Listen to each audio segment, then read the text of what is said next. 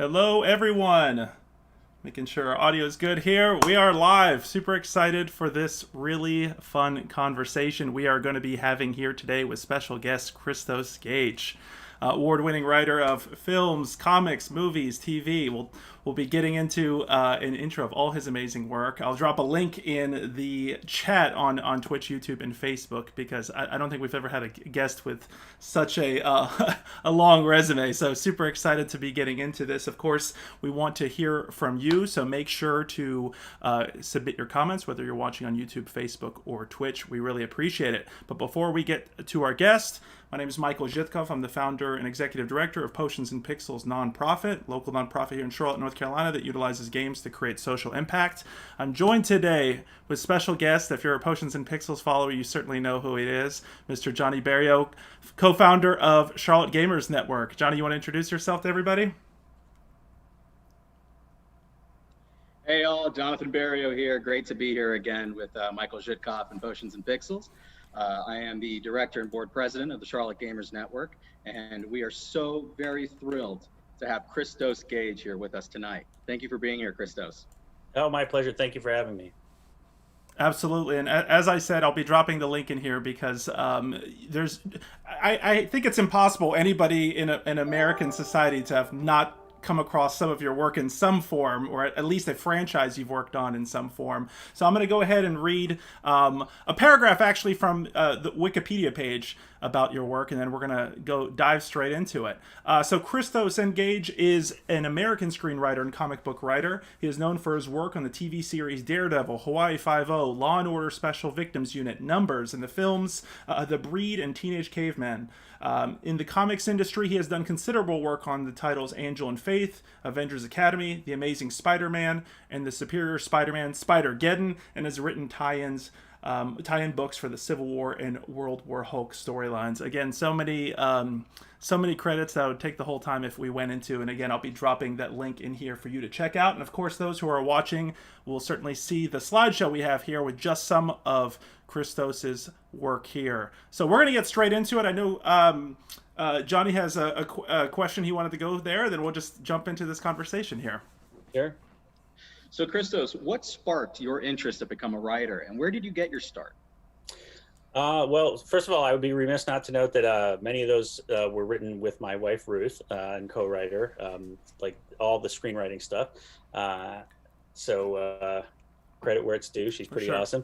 Where did I get my interest in writing? You know, I learned to read when I was 3 years old, and I was pretty much devouring books ever since. I remember when we were in film school, one time Ray Bradbury came and spoke to our class, and he said, if you want to tell stories, you have to devour stories. And I think that that's something that you come to at an early age. As far as being a writer, I knew it was a thing that people do because both my parents are writers, although they're both journalists. So it's a different type of writing, but like I was aware that it was a viable career. So as I, grew up and went through college, I tended to gravitate towards that and went to film school. Actually started writing with Ruth movies first, and somewhere in there, actually right around.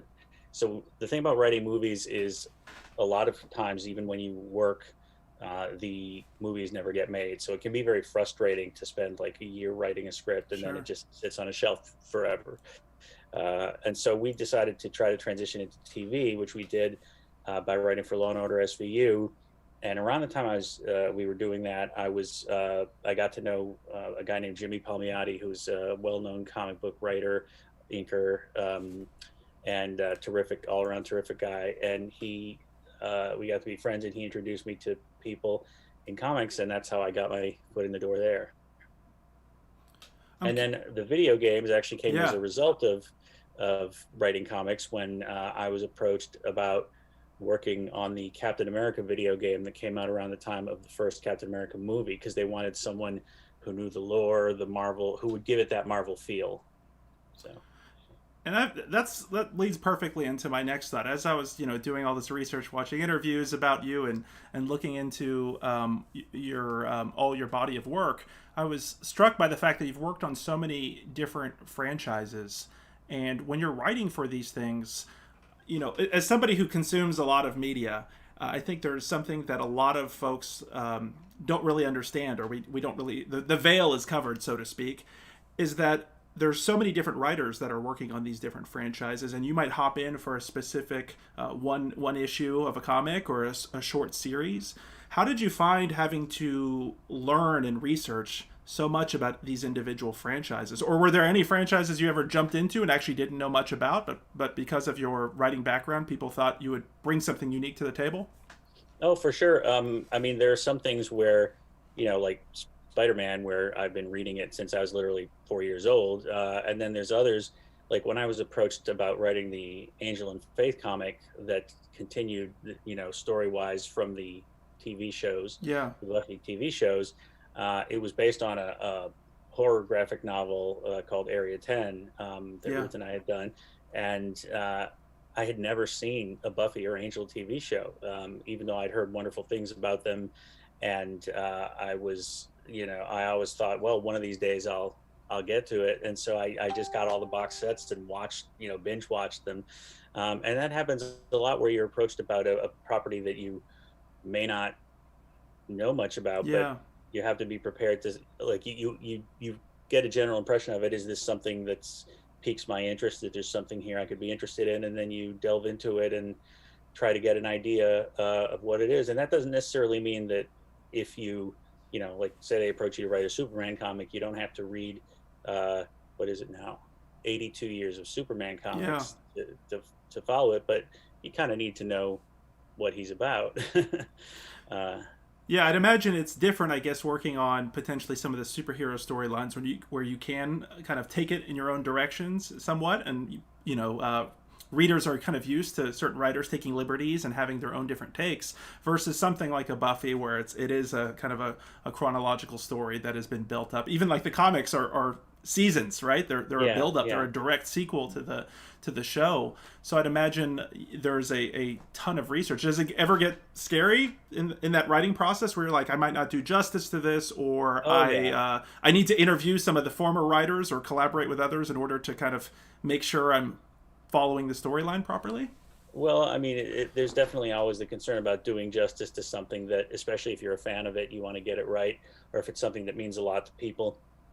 As far as, the Buffy comic, I mean, Joss Whedon was the executive producer of them, so we would have a story summit before each season in which he was there, and he'd usually bring some writers from the show, like Jane Espenson and Drew Greenberg would show up a lot, and we'd sort of work out the basic arc of the season. And and he was available for questions and stuff, so that was very helpful. I mean, what I think a lot of people don't realize is that unless you're talking about something that's very creator owned, like let's say Hellboy, for example, which Mike Mignola, pretty much does all himself, aside from the movies, that's very specific. But even something that you may think, well, I associate Buffy with Joss Whedon. I mean, there was an entire writing staff on that show, and each season, people would come and go, and but Joss was the guiding voice. So, that's part of what being a writer in collaborative media is, which is working with others, following. Like when you go to write for Law and Order, for example, your job is not to write a Law and Order show that sounds different from all the other episodes. Sure. It's to write one that fits in with all the other episodes.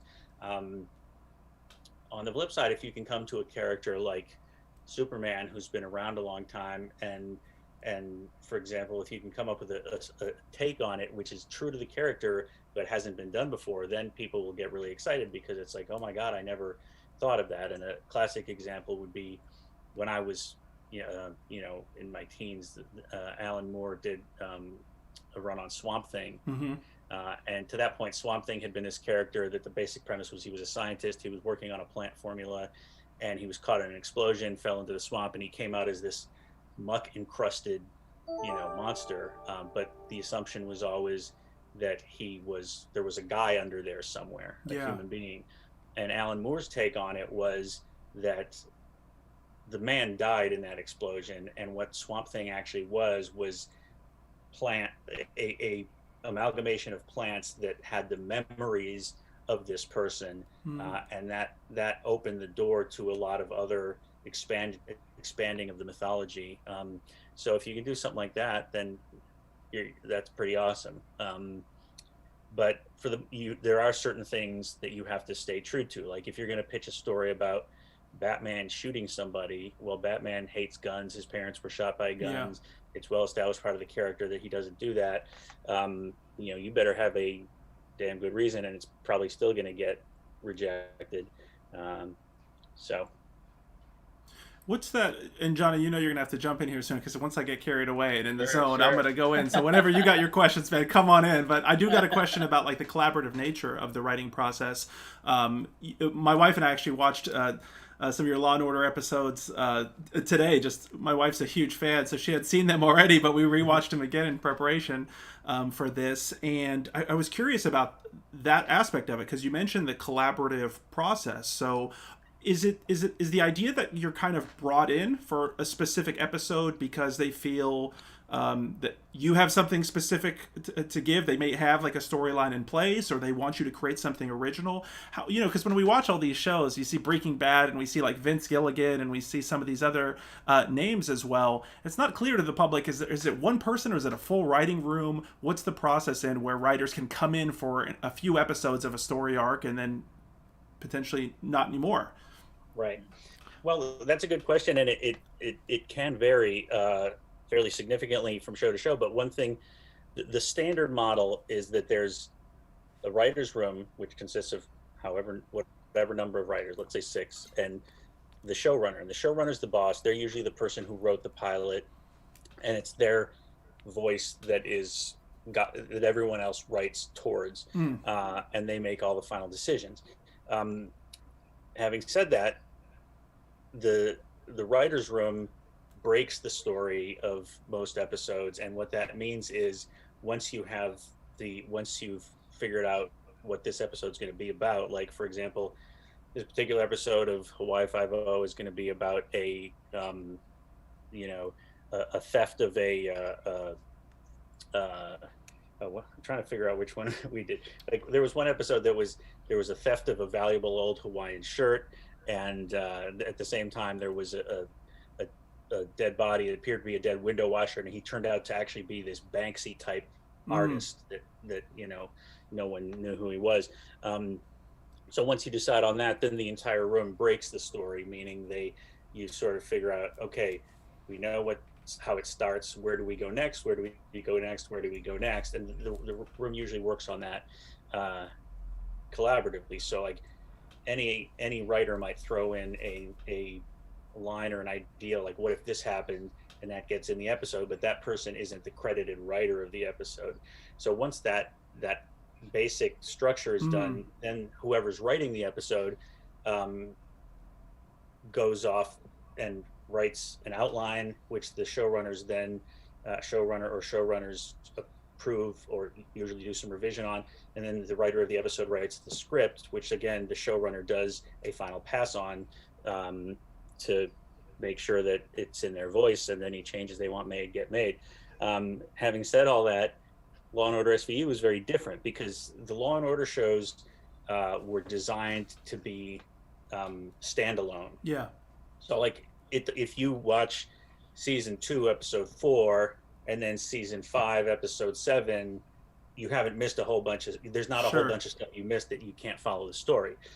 So there was no writer's room per se. So on that one, we met the showrunner, Neil Baer, and we talked with him, and we got to know him, and he invited us to do an episode on a freelance basis, meaning we weren't part of the writing staff, but we wrote that episode. And on that one, we just sort of broke the story with Neil and another senior producer, Robert Nathan, and then we went off and wrote the episode. So there's no hard and fast rule. Then there's some shows where basically like for example, I've heard that on Deadwood, David Milch essentially wrote all the episodes, but there would be credited writers on each episode, and they'd contribute. But David Milch's voice was so dominant, and he changed so much stuff that it was essentially him doing it all, and everyone else just sort of like holding up this end of the structure. Do you typically know that ahead of time when you're kind of getting into the? I mean, because if all of these are different dynamics, does a writer know what they're getting into? Because I can imagine those cases where you said like everybody's throwing out ideas, but one person kind of runs off with it and maybe potentially gets more of the credit. Is there ever kind of dynamics where writers are like, maybe hold off on this idea until for my specific episode or something along those lines? Usually it's not. So usually you have some idea of who's going to write the next episode. Gotcha. And when you get to the point of where you're figuring out what that's going to be, that person either has already spoken with the showrunner, or maybe the showrunner is in the room, although the showrunners are often out making big decisions like, budgetary stuff, and we lost a location, so we're going to need a new one. But usually the writer who knows their episode is next, and that they will pitch things they're interested in. Now, that's not always the case. We have a friend who wrote for Seinfeld, and he said that there are lots of comedies where, for example, collectively they'll come up with an idea, like in this episode, Raymond crashes his car. Everybody loves Raymond, and it goes to so-and-so because you're next in line. Mm-hmm. You were next up.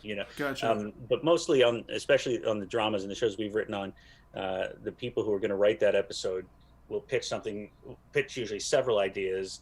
The showrunner will say, I like that one, or I don't like, this one's a little better. Or sometimes the showrunner will say, okay, I'd like to do this. Are you interested in that? Is that something you feel you can have a good take on? And you say yes or no. And then in some cases you're adapting something, like Sure. Say you're adapting The Stand. You're just getting to that point in the story where you are going to do that, what happens in that part of the story. So that, again, there's no hard and fast Sure. rule, but usually the person who's writing that episode will have some idea that they're doing it, and will pitch stories they're interested in. And then your episode can get shifted around by various things. Like, for example, a specific actor might get sick and they can't be in this episode, and your story was focused around them. So that storyline might get kicked down the road an episode or two. So it's really important when you're writing in these kinds of fields to be able to think on your feet and make changes, on the fly, as it were. Sure. Wow, that's really incredible. I didn't realize, how, because what Michael was saying earlier, I mean, you look at those kind of shows and you see all these guest directors come on and all of that. And I've always wondered, like, how do these people, with all of these people coming onto this season, how do they keep it flowing? Mm-hmm. And, Christos, it's really interesting because we've talked about TV, we've talked about movies, we've talked about comic books and video games. Does the writing process really differ all that much when we're talking about different mediums? Is it a writing room and it's kind of the same thing for each kind of area, or is it wildly different across all mediums? There are similarities and differences. It's pretty different. Like in comics, you're writing, like the thing where it's just you and the page is prose, which I haven't written. But in comics, like you're the writer, but you're also working with an editor, an artist, an inker, a colorist, a letterer, and a lot of times especially when you're working on the franchise characters like Marvel and DC, the company will, be guiding you a lot. Like for example, they'll say, okay, we're having this big event, Civil War, and your next 3 issues need to tie into that. And a lot of times, the artist will, it's like you'll talk to the artist, what kind of stuff are you excited to draw? And the artist says, I want to draw dinosaurs and biplanes, so you come up with an artist with a story with dinosaurs and biplanes. So even comics is probably the most solo thing, type of writing I do, but it's still a collaborative medium.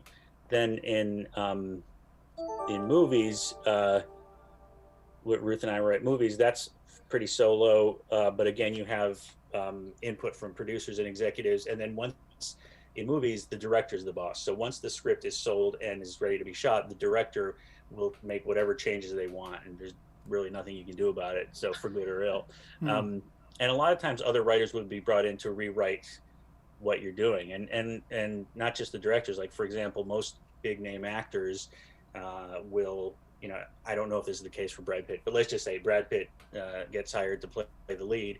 He might have a particular writer that he likes to punch up the script, and they won't get a credit on the script necessarily, because you have to write X amount of a script to get a movie script to get a credit on it, but they will contribute to it. In TV, the writer is the boss, the showrunner is the boss, and they are a writer.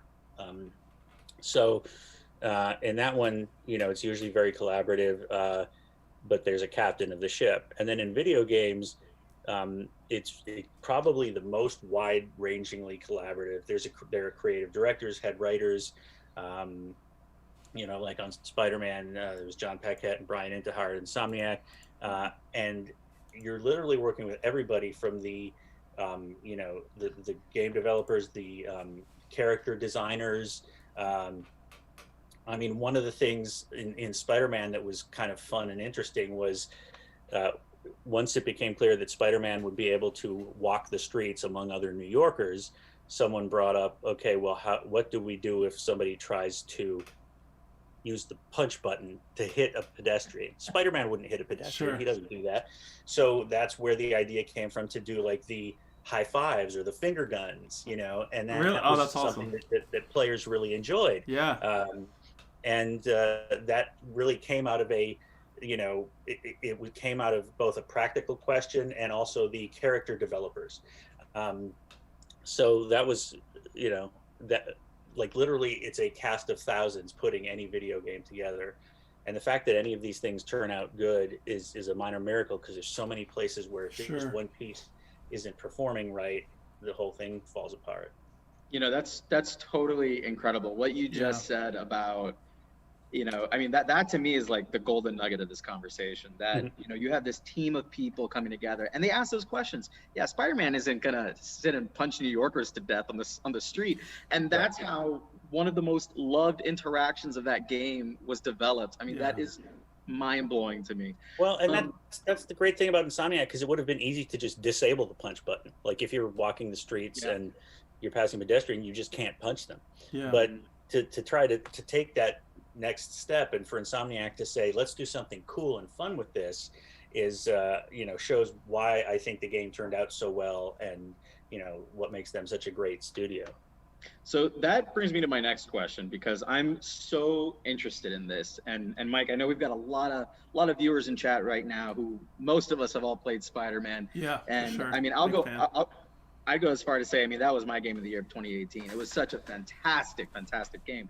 Thank you. So, while you were writing the script, while you were working on this project, did y'all realize at the time just how incredible that this game was? Did y'all see the critical success there as it was being produced, in comparison to, you know, to a producer in a studio hearing that hit song for the first time and like, oh, we gotta hit it, dear boys? I mean, because it's being worked on right down to the wire, I think there's always this panic, like, well, I'm enjoying it, but will other people enjoy it? Or we've been struggling with this aspect of the game so long, you know, it's hard to be objective about it. And I think at the end of the day, you know, you kind of get a sense of, this is fun, this is good, but will other people agree? Like I remember when we were doing, we did the first season of Daredevil, like most Netflix shows, it all dumps in one day. We didn't know people would like it. We'd worked on a show for a year and everybody would hate it, which would have sucked. But everyone liked it. But you know, with the game, I mean, yeah, there are some, like you do playthroughs, you know, you play test it. And I remember, like, one of the things I think everyone realized early on is that the web swinging mechanic was gold. Amazing. And that there would be people who would, and I did this, there would be people who would just want to swing around the city for hours. And my 6-year-old daughter, that's all she asked, just to play. She took the controller of us, and she just wants to swing the entire time. That's what I would do. Sometimes I'd get home from like a long day at work on Hawaii 5-0 and I'd just get on the game and swing through New York Yeah. and, maybe catch a car thief or something, but like not do any of the Sure. big missions because it's so fun and zen and relaxing. Yeah. And the important thing, I think one of the things that led to the success of Spider-Man is that literally everyone involved, it was a labor of love. Everyone loved Spider-Man. Everyone wanted to make the best Spider-Man they could, wanted you to feel like Spider-Man. Like I've been playing video games since Atari 2600 and, a lot of times, like I love Marvel versus Capcom, but in Marvel versus Capcom, let's say you've got Captain America going up against Thanos, and they've just made up these things Cap can do, that hurt Thanos, but he can't do that in the comics. Yeah. The Batman Arkham games were the first one where you're like, wow, this really makes me feel like I am this character. Yeah. And since then, I think the most successful games have had that quality. And this Spider-Man game, you really felt like Spider-Man. So the web swinging, the missions, the quips, everything. I think all, and that's all a result of the fact that everyone working on the game loved Spider-Man so much and worked so hard to make it true to the character. We got several questions in the chat. Thank you guys for contributing to that. Please make sure to keep those questions coming. We're going to get to those shortly. But I want to stay on the topic of video games just for a moment here. I'd imagine that video games differ quite a bit from film, TV, and comics in that you have the interactivity factor. And so when you're writing, you're not exactly sure. I mean, certainly some games could be potentially more linear than others, but once you start getting to these open world games and players can tackle objectives in different orders, and there's plenty of games that don't even have a kind of linear story to begin with.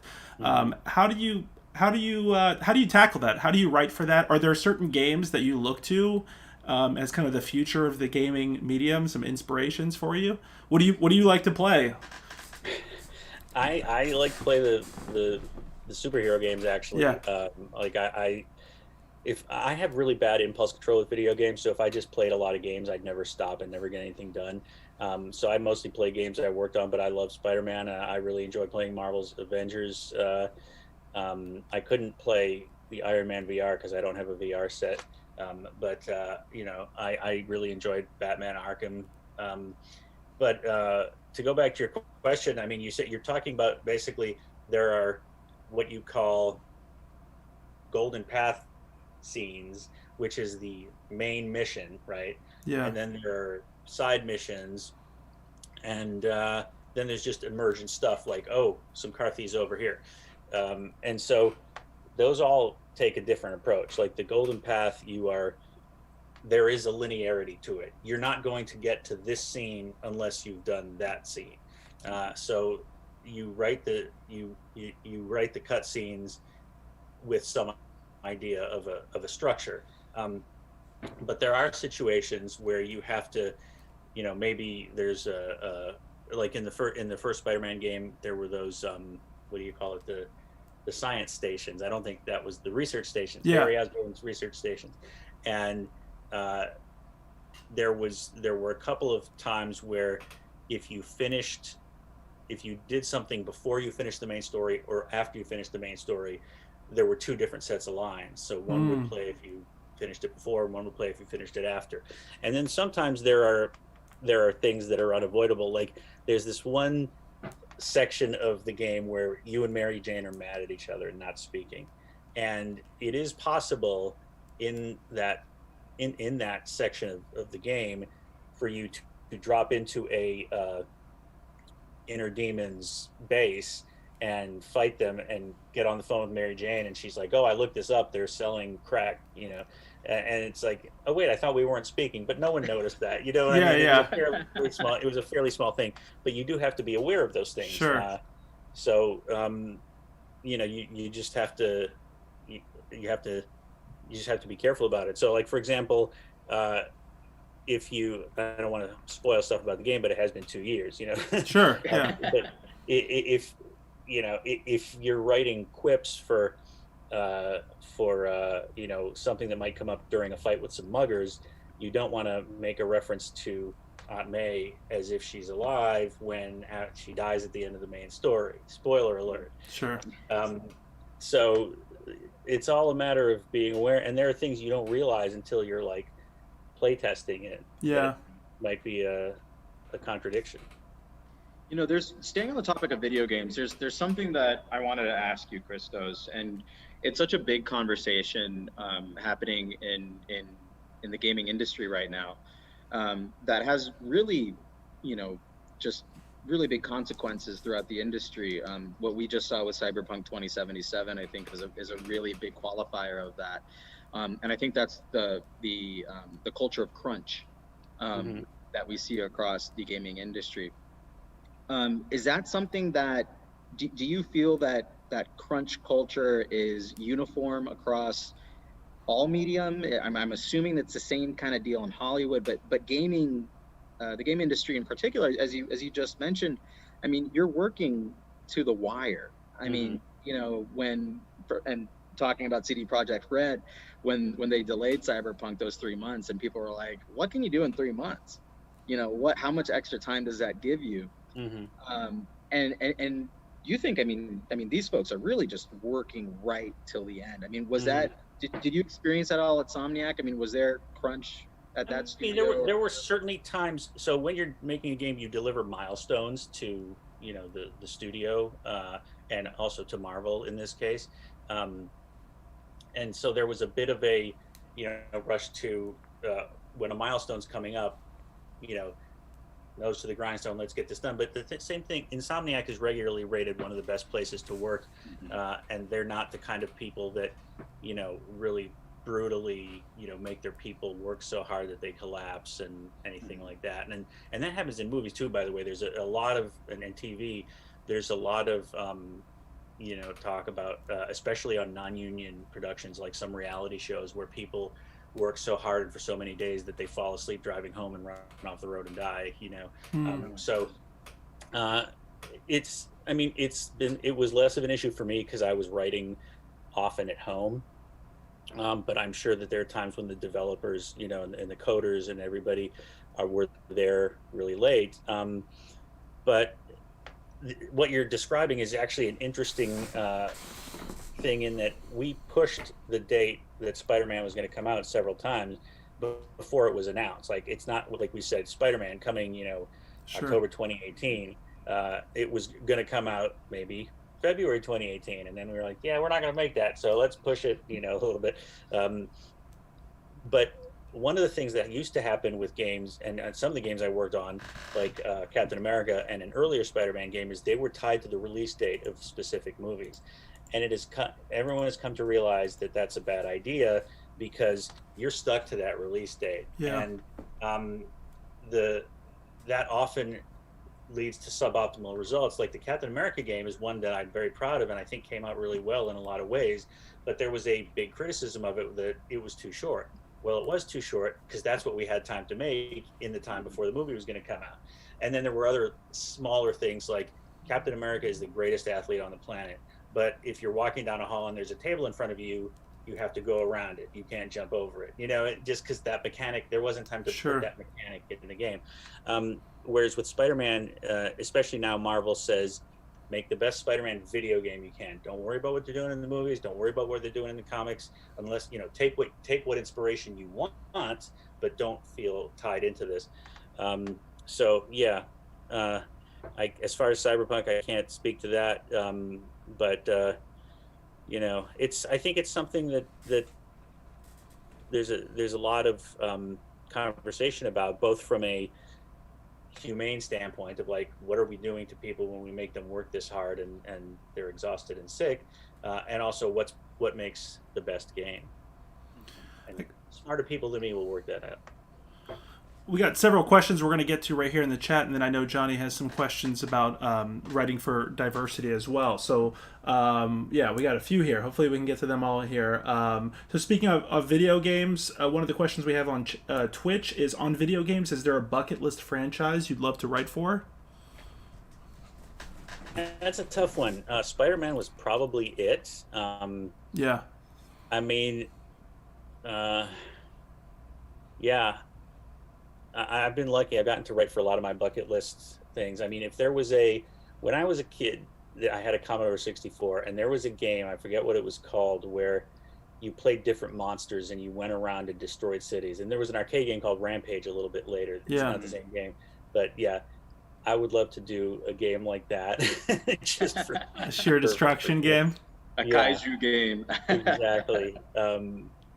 But no, I mean, as far as franchises go, it's not like, oh, I'm dying to work on, you know, Halo. I mean, for me, the characters and things I grew up with were comic books. So gotten to write games with Captain America, Spider-Man, and you know, to some degree, the Avengers was, you know, dream come true. Awesome. We have another question here from Twitch, saying, when did you start working with your wife, and what's that work dynamic? We started working together when we met in film school, and we kind of started dating and working together around the same time. So it's not like one came first. The dynamic is we talk about the story. I'll usually do the first draft because I'm the more like dedicated to the deadline, you know, reaching the deadlines, and then she'll do the second draft. So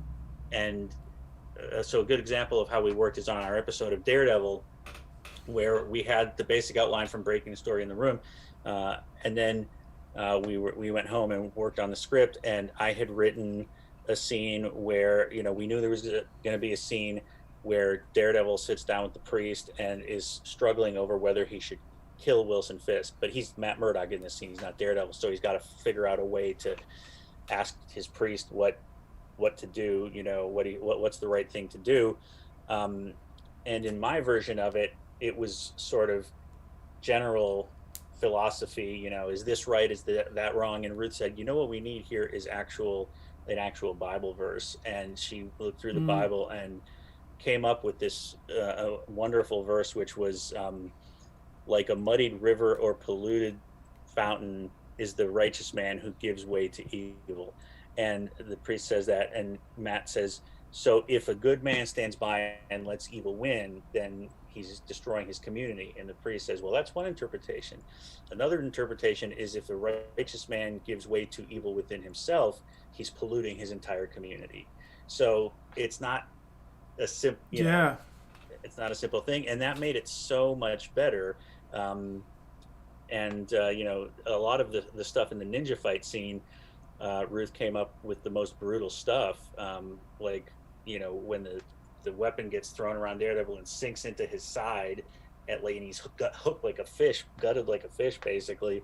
That was all her. And I was like, okay, this is kind of scary. Yeah, I'm not going to turn my back on her. But, you know, so she'll do the second draft, and then we'll sort of do the last draft together. And yeah, that's how it works. And ever any times where there's disagreements in the process? All the time, all the time. Constantly. Yeah, it probably just strengthens the final product, right? It does, and the funny thing is, we actually don't take it personally. Like people, married couples, we know married couples who are both writers who don't work together, and they say, "How could you do this? We would kill each other." And our answer is, if we kill each other, it would be over like the laundry or something like that. It wouldn't be over writing. We're just you have to be able to put it aside. So as a result, she's so much more brutally honest with me than she would be with someone else she was collaborating with. You know, she'll just write "this is shit" next to a particular line of dialogue, and that's ultimately probably a good thing, right? I mean, sometimes I mean, I feel like sometimes in today's society, I'm the type of person too that oftentimes is so concerned about people's feelings that I don't know how to put it right. But I feel like that brutal honesty from like a significant other is sometimes what you need to hear. Yeah, definitely. We got another question here in the chat that's saying, you spoke on Alan Moore as an inspiration when approaching characters and storylines. Given his work in breaking certain rules and pushing certain characters towards their lines in the sand, how far have you pushed the limits on heroes you've contributed to the mythos of? Great question. That is a great question. And, you know, I think with every character I write, I try to do that. Like, you ask yourself, what is this character all about? What do they want? What are their goals? And what can I do to really push what they're all about while staying true to the character? Like the Alan Moore Swamp Thing that I was talking about earlier being a good example.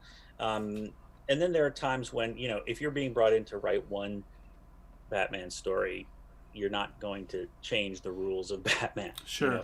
But if you're writing like on Avengers Academy, which was a storyline, a comic book I wrote about a school for young heroes, and the twist was that they were sort of the troubled kids. Like the Avengers were teaching them because they were afraid that if they didn't, they could become villains.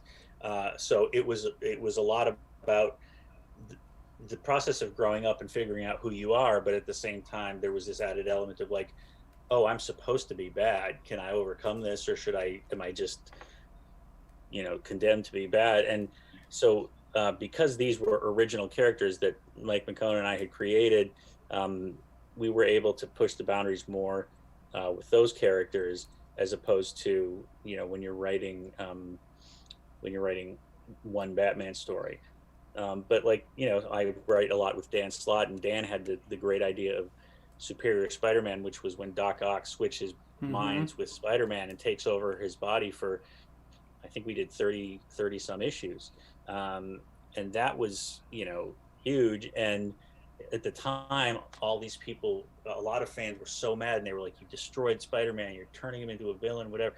You're spitting all over Peter Parker. And the funny thing is, even when Peter Parker was hardly in the story was about why only Peter Parker can be Spider-Man. And it's not the spider powers, and it's not power and responsibility, because Doc Ock had all Peter's memories, and he had all Peter's powers, and he had his life basically, but he wasn't the same person. Yeah.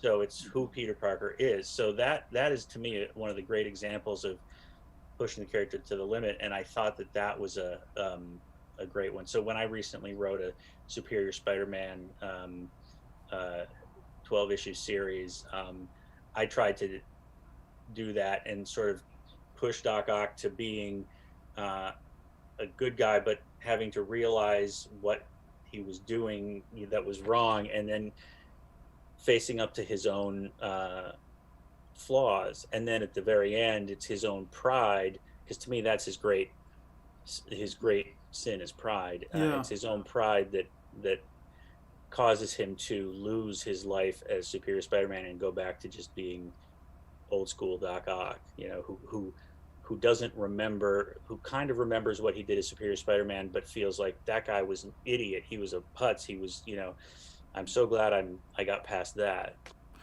Do storylines like that, do they originate like when you're exploring that specific franchise? I guess what I'm trying to say is, when you get a project, do you then start kind of from scratch and analyze those characters, analyze potentially where it goes, or are any of these stories in your head where you're like ahead of time, where you're like, these are things I want to explore as a writer, and then your next project's up and maybe I want to express this through the project? I guess what comes first in that way?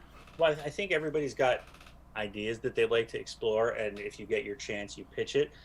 Sometimes the company approaches you and they say, hey, we want to do a new book with X character, but we'd like to give it more of a horror feel, or a crime noir feel.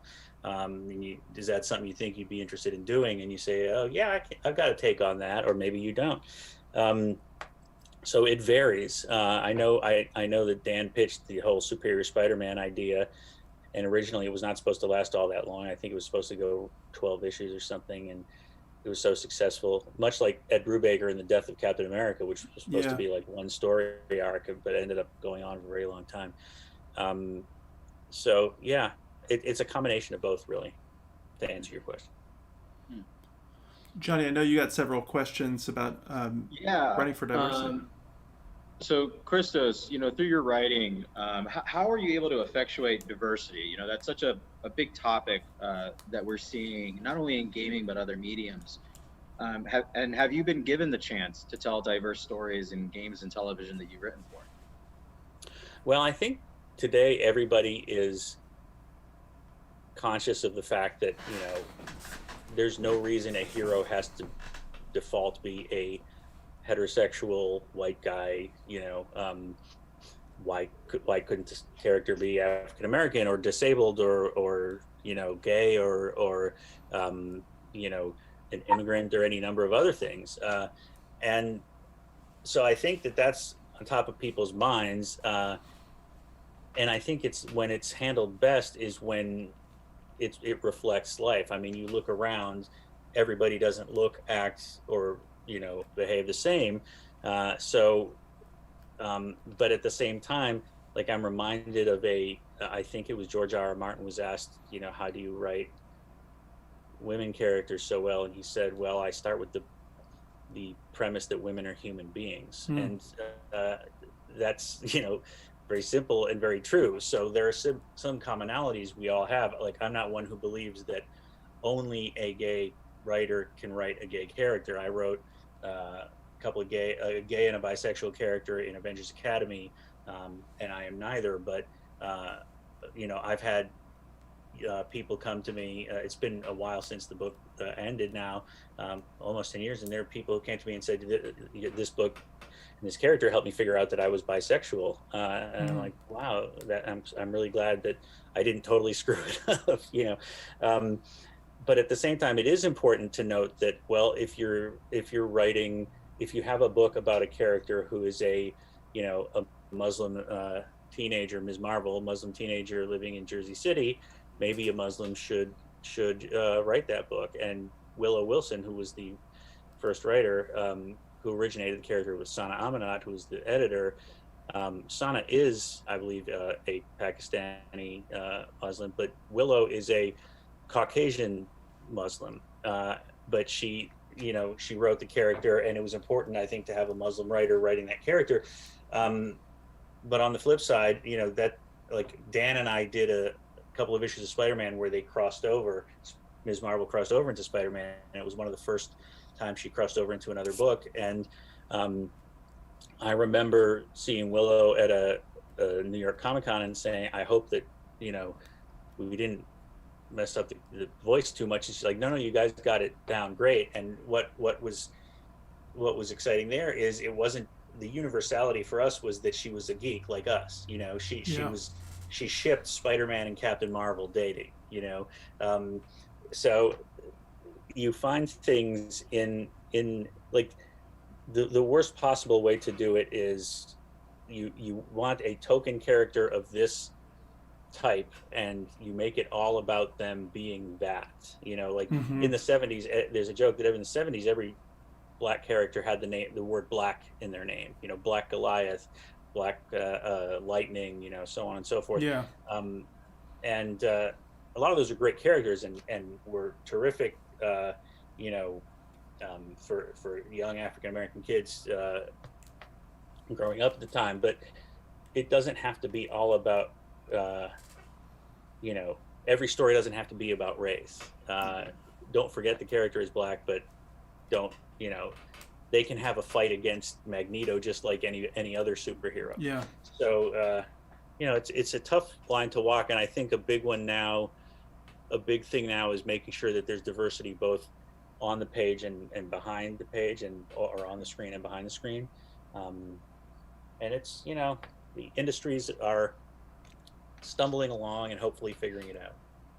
It's really interesting you mentioned that, because, there's, and it's been quite recent, at least from what I've seen, is that you've seen such a big push now, especially in the LGBTQ community, of which I'm a part of, where a lot of folks get very upset if there's a heterosexual actor playing a gay role, and things like that. You're seeing a lot of blowback in that kind of area. But I want to highlight that, you wrote an issue that featured an LGBTQ superhero, and you were nominated for a GLAAD award for it. You and your team of writers. That was Midnighter, and it was in 2008, and I think the whole year of the comics was nominated. And I don't think any of the writers were gay. I couldn't swear to that, but some wonderful writers, Brian K. Vaughan, Garth Ennis, who worked on it. I think it's important to note that, theoretically a good writer can write for anybody. On the other hand, it's wrong to use that as an excuse not to hire people of color, disabled people, gay people to write characters. So, I mean, to me, what's great is when you've got Ta-Nehisi Coates writing Captain America. He's an African-American writer known for writing about race in his books, but he's just writing a superhero comic about a white guy. And that's great. I think one of the reasons you're seeing this outcry right now is because there aren't opportunities for characters of certain ethnicities, or like when a abled character is cast as a disabled character, for example, and when there are so few opportunities for disabled actors. So I get where the outcry comes, and hopefully what we will reach is a sort of equilibrium where people don't get upset when a straight actor plays a gay character, because there are just as many incidences of gay actors playing straight characters, and so on and so forth. Now, there's some places you can't do that. You can't have Brad Pitt playing Black Panther, for example. Yeah. But it's, you understand what I'm saying. Sure. There is a disparity in representation in the industry that people are reacting to and trying to correct. It's really interesting you mentioned that, because, going back to that real quick, I mean, we see that already. I mean, Zachary Quinto famously is an LGBTQ identified and plays straight roles all the time. Mm-hmm. Whether it's on the screen or on Broadway. Yeah. And I think that's great. And there are, I mean, of course, it always happened. Like Rock Hudson played these leading roles, but he was, of course, in the closet. And, there was notoriously, people you'd have to pay off, gossip columnists, to avoid running stories. And he was basically forced to get married to a studio secretary to make it look like he was straight, all of which was really bad. What's different now is, like you said, Zachary Quinto, everyone knows he's gay, but he plays a convincing straight character. He's a great actor, and what's the problem? There is no problem. I mean, if you can believe that Tom Hiddleston can be a god who teleports all over the place and change his shape, you can believe that a gay actor is straight and vice versa. Yeah. So, we got another question here in the chat, and for those watching, send them in, because we're nearing the end of our program. So if you've been holding on to a question, now's the time to throw it in here. We can run over a little bit too if we're not. Okay, well, you let me. I mean, Johnny and I are known to, as long as you're willing to, we'll stay on. So be careful what you say. Whenever you're willing to go, but it's all good. But Nomad on Twitch is saying, have you taken on a project that you weren't sure you could do but really wanted to? That's a tough one. I mean, every project I'm a little worried that I'm not going to be able to get it right. Project that I wasn't sure I could do. I mean, probably the first time when I took on that Captain America video game, I was like, am I going to be able to write a video game? Because I did not understand a lot about how it's done. Mm-hmm. And then when they came to me with these Excel spreadsheets and then said, okay, so here we need 50 different ways to say, for a bad guy to react when he sees Captain America come out of the shadows, and you can only say Achtung so many times, So you have to, you've got to come up with all these different ways of doing it. And that's one of the things that happens to a lot of video games. Like, 50 ways for Spider-Man to say, I need to go over there. Yeah. And I think that doing that made me such a better writer, because if your mind is used to thinking like that, like there's the obvious one, Achtung, and then there's, then there's, I can't think of any right now, but and there's something a little more creative. Mm-hmm. And then when you're working on a TV show and you're covering set, which means that the writer is on the set in case they're needed, and all of a sudden you can't use a location because it's just been, there was a flood in it, so you can't use the pharmacy. So where else could you set this that is easy to get on a day's notice? And you're like, well, could we run this scene in a park? Could we run it in an office? And you've got to quickly adapt to it. And I think that working on the video games like that really you know, helped me a lot. And an example of that is I've heard stories that when Joss Whedon worked on Avengers with Robert Downey Jr., the first Avengers movie, Robert Downey Jr. is famous for improvising, and Joss is famous for, if I wrote it this way, it was for a reason, so please do it that way. And the compromise was if Robert Downey Jr. was having an issue with a line, Josh would come say, okay, give me a minute, you know, give me 20 minutes. And he'd come back with 12 lines and say, pick one. Mm. And Robert would pick one, you know, so he got to be creative and Josh got to do his thing.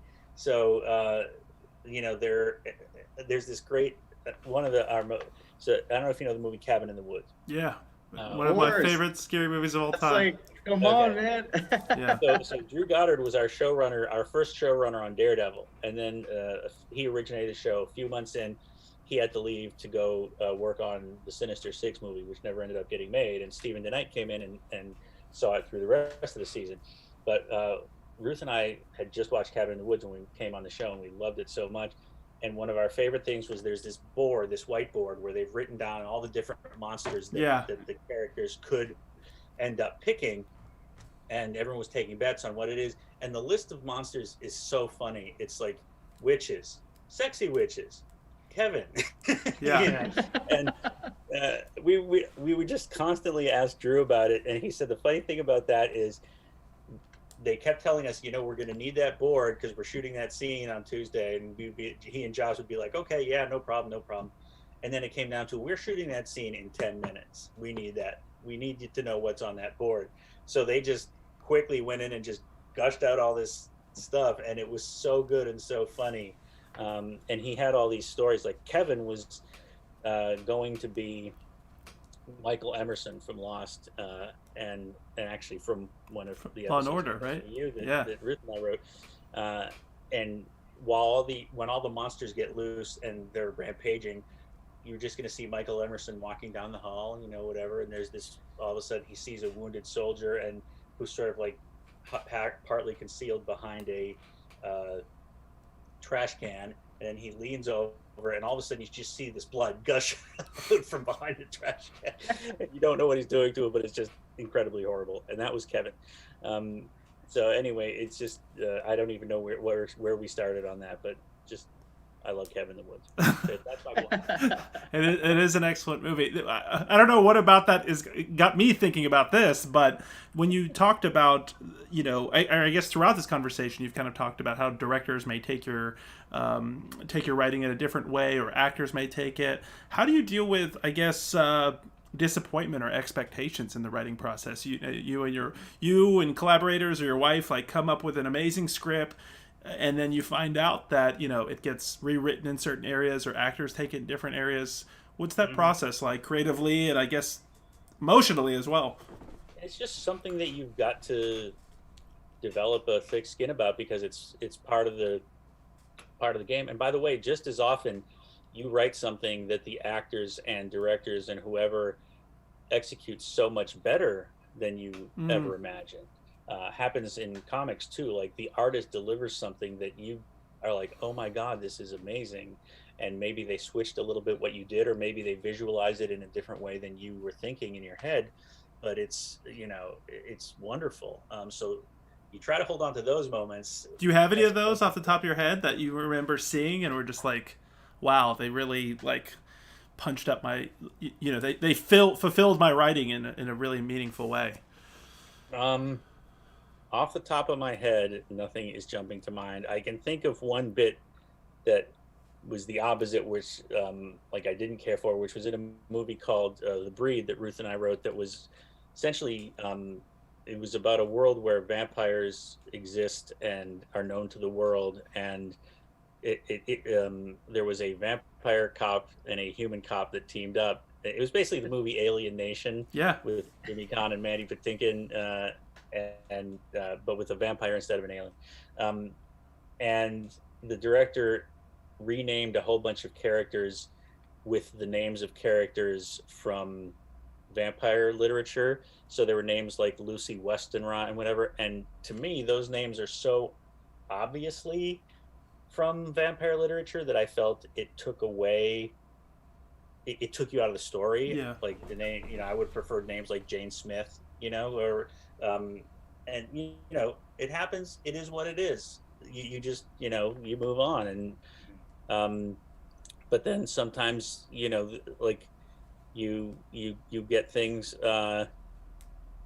like in well, just the episode of Law and Order SVU with the child trafficking. Yeah.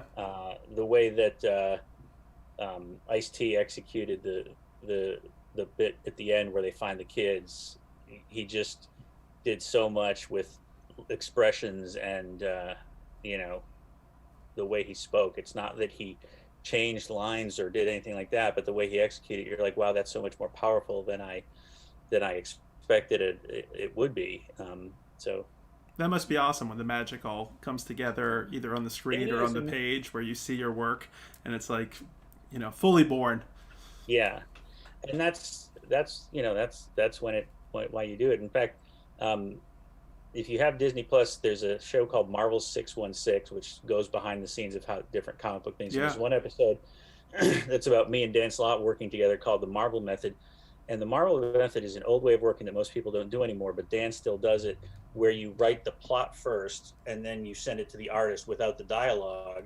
Maybe you have some bits of dialogue in there and you're telling the artist basically what the characters are thinking and feeling, but you don't write the lines, and then the artist sends it back and then you write the actual dialogue.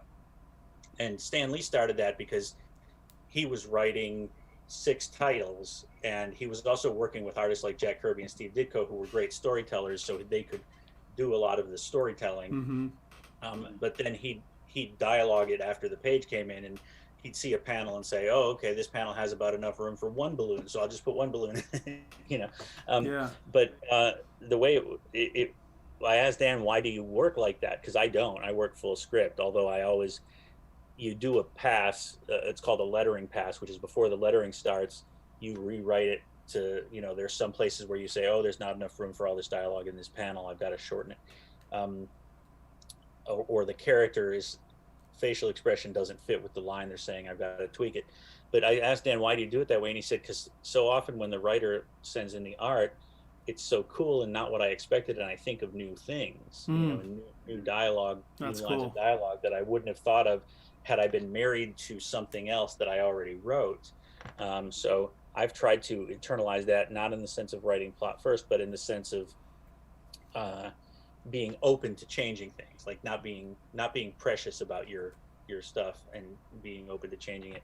And if anyone does watch that episode of Marvel 616, which is called the Marvel Method, the night before we shot it, I ran into a door jam, and so that's why there's a big bruise on my head. It was Oh, no. a growth of some sort. They tried bravely to cover it up with makeup, but it was swollen. Wow. Sorry. no. Sorry to hear. You brought up a lot of interesting things that make me wonder how you choose your next project. It sounds like sometimes you're attracted to a specific franchise, or maybe sometimes you're attracted to like a type of method or a collaborative group to work with. What are you looking for, like when you when you're looking at your next projects? I mean, usually it's fate. It's what projects come up when, like, I'm not Alan Moore, Brian K. Vaughan. People aren't coming to me and saying, do whatever you want, please come work for us. So for me, it's like when people come to me and say, hey, would you be interested in doing this? Often it's like, cool, a job. And then I have to actually ask myself, is this something I'd be good at, or would I do a terrible job and nobody want to work with me again?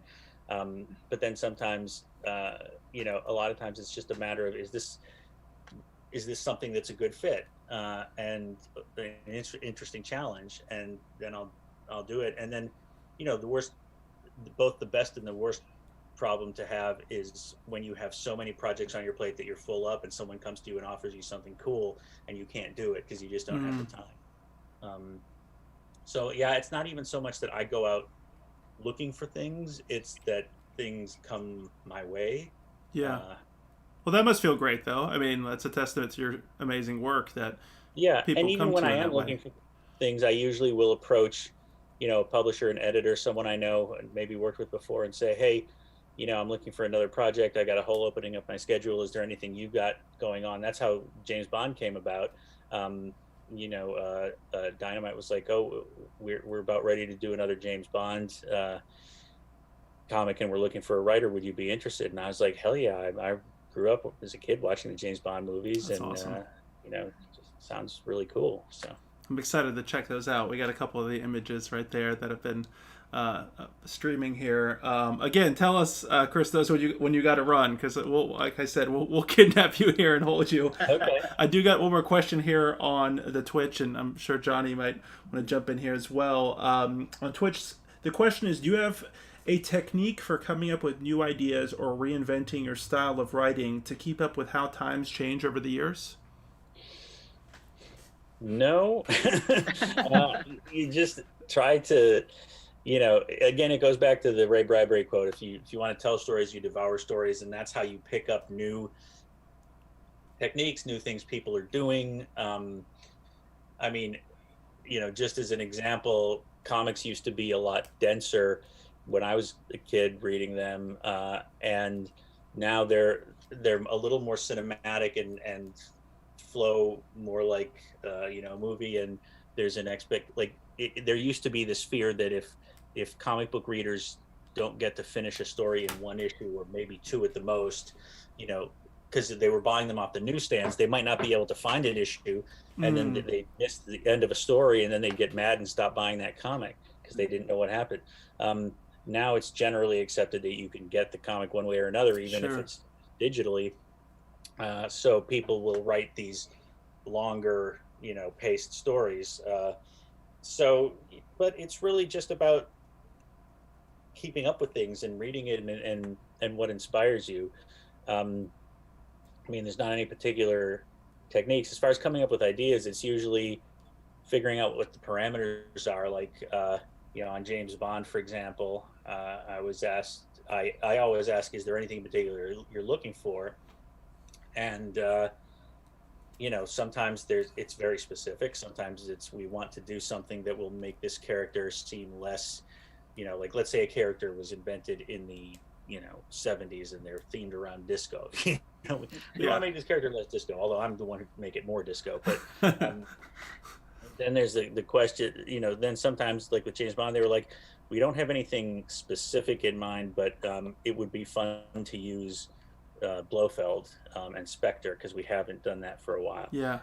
So I came up with this idea that I pitched that they liked, and Ian Fleming Productions, which owns the rights, of course, has to approve everything, and they liked it too, which was that Blofeld, it basically approaches James Bond with a proposition that there's someone else in Spectre who's trying to depose Blofeld, and Blofeld wants James Bond to kill this person because they would never expect. They're waiting for someone else from Spectre to kill them after them, but they'd never suspect James Bond.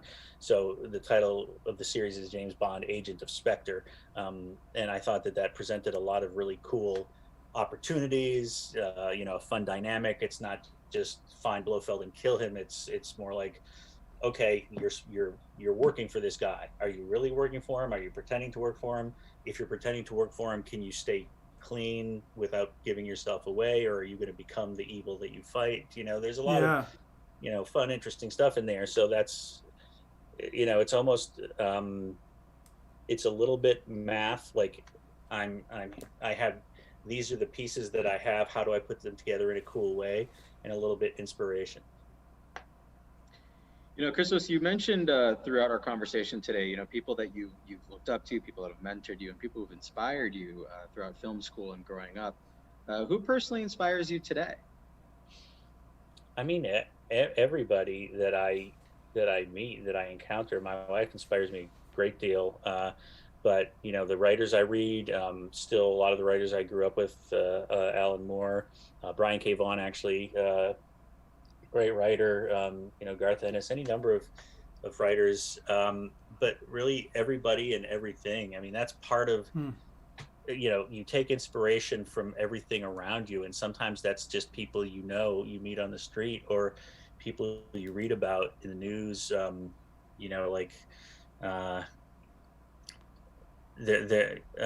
stories about, I haven't done anything with this, but I remember reading a story about a mentally disabled man who was found walking down the road by the police, and he couldn't explain. He could say his name, but he couldn't tell them his address or anything else. But he knew the name of his teacher that he'd had in like fifth grade or whatever. Hmm. And so the police brought him to the teacher, and the teacher recognized him. And then they went to his house, and essentially his father had sadly passed away, who had been his caretaker. And the teacher adopted him, or took him in. You know, I mean, he was a grown man, didn't adopt him, but took him in. And I remember thinking, what a amazing thing Yeah. to do. And, you know, so something like that sticks with you, and then maybe you get a chance to write a story about it someday. Yeah. I got one last question for you before we ask you, you know, what you have coming up.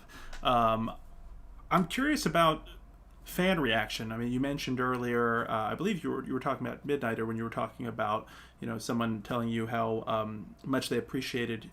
Oh, it was Avengers Academy. Oh, Avengers Academy. Excuse Yeah. me. You're right. What is it like? I mean, you're working with franchises that are so beloved, franchises that you personally love. So you're coming to this from a fan basis as well. What is it like interacting with fans who come to you and say, like with Superior Spider-Man, how awesome it was, and demanding more from the run, and just telling you how much they love and are affected by your work? What is that experience like? It's wonderful. It means a lot because that's how I feel, and I get to tell people that. I've gotten to tell some people that before they passed away, how much they meant to me. I got to tell Stan Lee that, like, my sense of morality probably comes from him.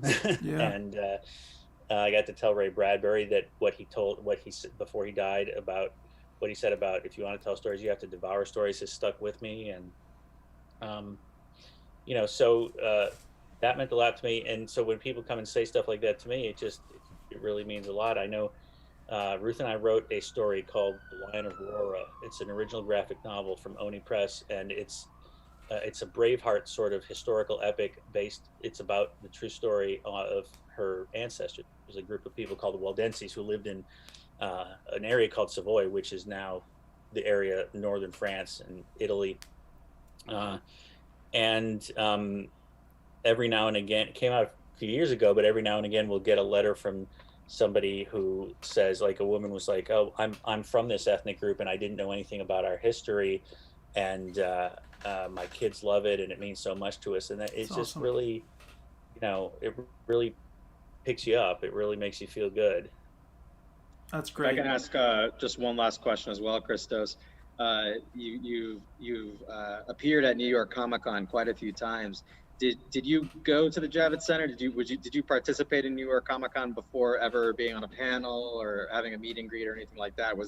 How was that experience to have gone to a convention of that magnitude, of that caliber, and then one day years later being on a panel and stuff like I that? think New York Comic Con started after I was a pro, but I definitely was going to San Diego Comic Con for probably 10 years before I started going as a creator. And it's really cool because, you know, you're going as a fan, and you go to get autographs, and you go to see the panels, and then you're on the other side of that. And the fun part is you realize that everybody's really a fan. Like the people who are up on the panels, like I remember I was on a Marvel panel once. I think it was at San Diego, and it was being hosted by Joe Quesada at Marvel, and he came running up to the podium, and he was a little bit late because he'd been buying the Absolute edition of Watchmen, and you know, everybody, and then the other times when you see, like, we were on, Ruth and I were covering set of Daredevil for our episode when two artists who were instrumental to Daredevil, Bill Sienkiewicz and David Mack, visited the set, and they got to meet Vincent D'Onofrio and Charlie Cox, and everybody was fanning out over each other, you know, and Vincent was like saying to Bill, you know, look here on my phone, this is I look at your art before I go on set every day. And Bill was like, oh my God, you know, Full Metal Jacket, you know, and Yeah. so it's really cool because it's enabled me to see it from both sides. Of like, it's not this glass, not glass ceiling, but this glass wall. It's like Yeah, we all love the same things. So Mhm. that's awesome. Are there any projects you want to talk about that you have upcoming? You mentioned the Bond project. yeah, James Bond, Agent of Yeah. Spectre. I think it comes out in March, but ask your local comic shop. I have a story in a DC holiday themed anthology called Love is a Battlefield. Comes out around Valentine's Day, and it's a Batman Catwoman story. Um, Awesome. and what else can I actually discuss? Oh, I recently had a Wonder Woman story come out digital first. So you go to Comixology or the DC app, and it's called Wonder Woman Agent of Peace, and it's issue 23. And it's about Wonder Woman and the Cheetah fighting each other, Mm. but then teaming up against poaching, which is Ruth and I are big animal advocates. Um, and other than that, just look me up and buy my stuff. That would be awesome. I'd Yeah. really appreciate it. Absolutely. Make sure to do that. For all those who are watching right now or watching in the future, make sure to do that. Christos, I really appreciate you not only being here, but I think in answer to the last question, you mentioned how inspired you were and how awesome it was that you were able to kind of talk to some of your heroes in the industry. And it's clear that you're very approachable and that you're a fan.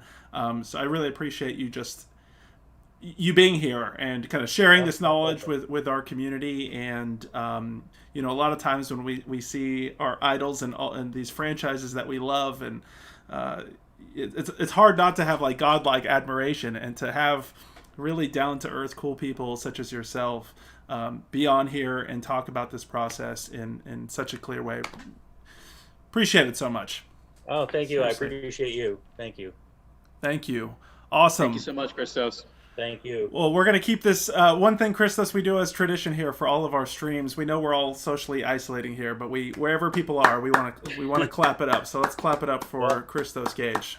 Thank you. Thank And you. I'll clap for you guys.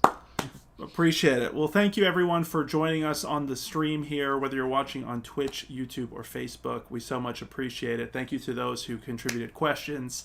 And thank you, Johnny, so much for I love this co-hosting situation. We're going to have to do this more often. And again, thank you, Christos Gage. And we're going to call it a night, everyone.